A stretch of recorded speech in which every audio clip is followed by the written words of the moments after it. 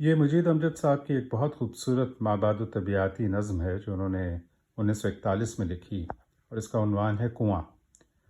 کنواں چل رہا ہے مگر کھیت سوکھے پڑے ہیں، نہ فصلیں نہ خرمن نہ دانا،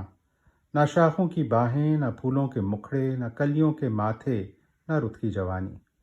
گزرتا ہے کیاروں کے پیاسے کناروں کو یوں چیرتا تیز خون رنگ پانی، کہ جس طرح زخموں کی دکھتی تپکتی تہوں میں کسی نشتر کی روانی۔ ادھر دھیری دھیری کنویں کی نفیری ہے، چھیڑے چلے جا رہی ایک ترانہ پراسرار گانا، جسے سن کے رقصاں ہے اندھے تھکے ہارے بے جان بیلوں کا جوڑا بیچارہ۔ گراں بار زنجیریں بھاری سلاسل کڑکتے ہوئے آتشیں تازیانے، طویل اور لامنتہی راستے پر بچھا رکھے ہیں دام اپنے خزانے۔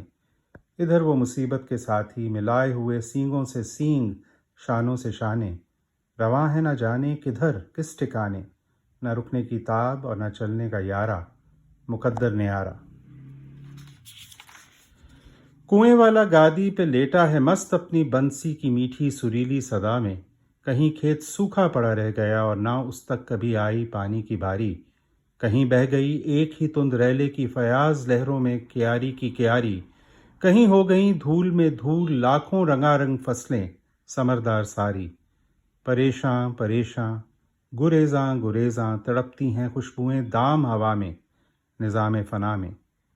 اور ایک نغمہ سرمدی کان میں آ رہا ہے، مسلسل کنواں چل رہا ہے، پیا پے مگر نرم رو اس کی رفتار، پہم مگر بے تکان اس کی گردش، عدم سے ازل تک ازل سے ابد تک بدلتی نہیں ایک آن اس کی گردش،